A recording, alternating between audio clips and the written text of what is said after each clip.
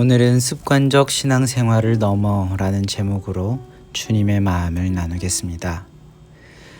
오늘 본문을 보면 베델에서 어떤 사람들이 찾아옵니다. 비록 이 사람들의 이름이 나와 있지만 사실 그 이름이 중요하지는 않습니다. 중요한 건 그 사람들의 말입니다. 그들은 스가랴에게 질문합니다. 3절에 보면 만군의 여호와의 전에 있는 제사장들과 선지자들에게 물어 이르되 내가 여러 해 동안 행한 대로 5월 중에 울며 근신하리이까 하매. 여기서 근심한다, 울며 근신한다는 것은 금식을 의미합니다. 그들의 질문은 우리가 오래전부터 5월에는 금식을 했었는데 이걸 올해도 할까요? 라는 질문이었습니다.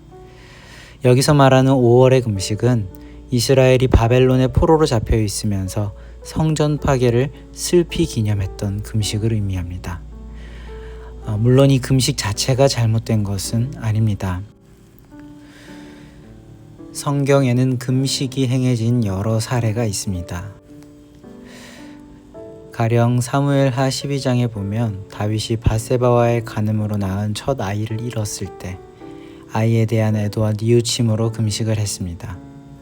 또 레위기 16장을 보면 회개의 의미를 담아 속죄일에 금식을 행하기도 했습니다. 금식을 한다는 건 배고픔이라고 하는 인간의 근본 욕구를 거스르는 괴로운 일입니다. 그럼에도 자발적으로 금식을 한다는 건 하나님 앞에서 자신의 죄를 뉘우치고 진솔하고 절절하게 표현하는 행위입니다. 그리고 이 괴로운 금식보다 더욱 괴로운 죄악을 다시는 반복하지 않겠다는 회개의 결단이라는 의미도 담겨 있습니다. 이것이 금식의 본래 의미였습니다. 문제는 이 금식이 목적과 동기를 잃어버렸다는 점입니다. 베델에서 온 사람들은 올해도 금식을 해야 할까요? 라는 질문을 던졌다 했습니다. 하지만 성전 파괴를 기념하는 금식은 하나님께서 직접 명하신 적이 없습니다. 그저 당시 이스라엘의 전통 속에서 자신들의 죄로 인해 성전이 파괴된 비극을 깊이 뉘우치기 위해 금식을 자발적으로 행해왔던 것입니다. 달리 말하자면 진정 회개하고 뉘우치려는 마음이 있었다면 그 사람들은 그냥 금식을 했을 겁니다.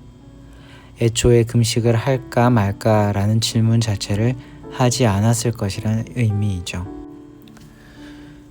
그럼에도 불구하고 할지 말지를 물었다는 것은 그 중심에 뉘우침의 동기가 사라지고 단순히 의무만 남아있음을 방증하는 것입니다. 실제로 당시 유대인들 사이에는 성전 파괴의 금식은 본래 의미를 잃고 습관화된 종교 행위로 전락해 있는 상태였습니다.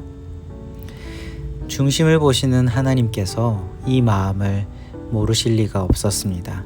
정확히 간파하셨고 이를 선지자를 통해 꼬집으셨습니다. 4절과 5절의 말씀을 다시 한번 읽겠습니다.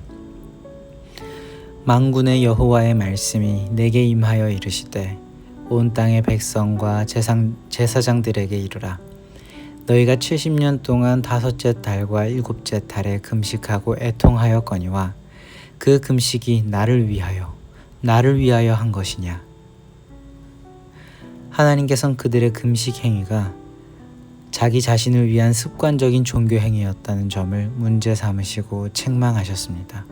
그리고 이 말을 질문한 사람뿐 아니라 온 땅의 백성과 제사장에게 전하라고 하셨습니다. 이 점에서 오늘 말씀은 평신도와 목회자를 막론하고 모든 하나님의 백성이 들어야 할 경고의 말씀입니다. 그렇다면 이 말씀이 오늘 우리에게 주는 교훈은 무엇인가요? 중요하지만 심플합니다. 바로 하나님께선 의미를 잃고 형식적으로만 반복되는 종교 행위를 받지 않으신다라는 사실입니다. 오늘날 우리의 신앙생활을 한번 돌아보면 좋겠습니다. 이건 우리의 일평생 신앙생활에서 한 번은 꼭 아니 어쩌면 정기적으로 반드시 돌아보아야 할 부분입니다. 우리의 신앙생활은 무엇인가요? 가장 중요하고 기본이 되는 건 매 주일 드리는 주일 예배일 겁니다. 그 외에도 수요 예배, 금요 기도회, 그리고 지금처럼 새벽 기도회를 지키시는 분들도 있을 겁니다. 혹은 아침이든 저녁이든 매일 기도 노트를 쓰고 묵상 일기를 쓰는 분들도 있으실 겁니다. 또 시간을 정하여 기도의 시간을 채우시는 분들도 있습니다.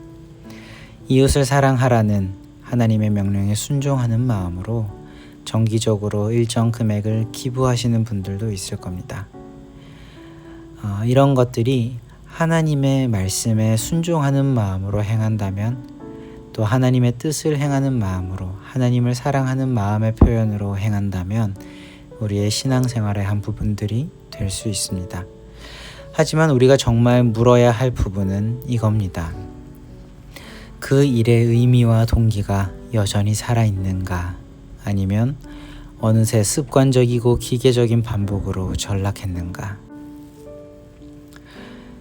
만일 후자라면 하나님께서는 받지 않으실지도 모를 일입니다. 그러니 비록 습관적인 신앙생활일지라도 시작하기 전에 잠시 기도하며 동기와 의미를 지키는 시간을 꼭 가지기를 바랍니다. 예배 전에 항상 눈을 감고 기도했으면 좋겠습니다. 그리고 분주한 마음을 잠깐 정돈하는 짧은 시간을 가지고 하나님, 이 예배는 하나님을 경배하고 높이는 우리의 헌신이요 표현입니다 라고 기도하고 자신이 드리는 예배의 의미를 고백했으면 좋겠습니다.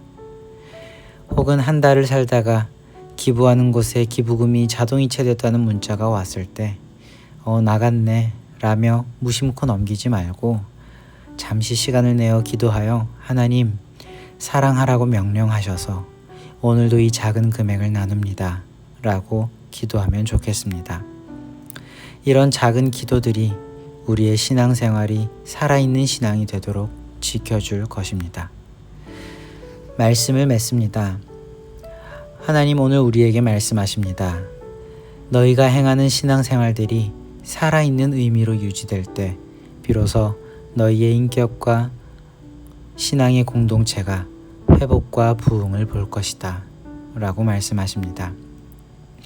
오늘 하루 어떤 마음으로 예배에 임하는지, 또 어떤 동기로 교회의 여러 사역들에 동참하는지, 또 어떤 의미로 일상 속에서 신앙적인 실천들을 감당하는지 하나님 앞에서 돌아보며 우리의 신앙이 살아있는 신앙생활이 되길 간절히 기원합니다. 기도하겠습니다. 하나님 아버지, 오늘 말씀을 통해 우리에게 형식적인 신앙을 기뻐하지 않으신다는 주님의 마음을 가르쳐 주셔서 감사합니다. 이제 그 하나님의 마음 앞에서 회개하오니 예배도 기도도 섬김도 헌신도 하나님을 향한 마음 없이 행하였던 것들을 회개합니다. 주님, 우리의 중심을 새롭게 하셔서 다시 처음 사랑과 처음 열정을 회복하게 하시고 이제부터는 행동보다 동기를, 습관보다 마음을 먼저 주님께 드리는 우리가 되게 하여 주시옵소서. 성령께서 오늘 하루도 우리의 모든 신앙적인 행동 속에 의미와 생기를 불어넣어 주시기를 간절히 원합니다. 이 모든 말씀 우리를 사랑하신 우리 주 예수 그리스도의 이름으로 간절히 기도합니다. 아멘.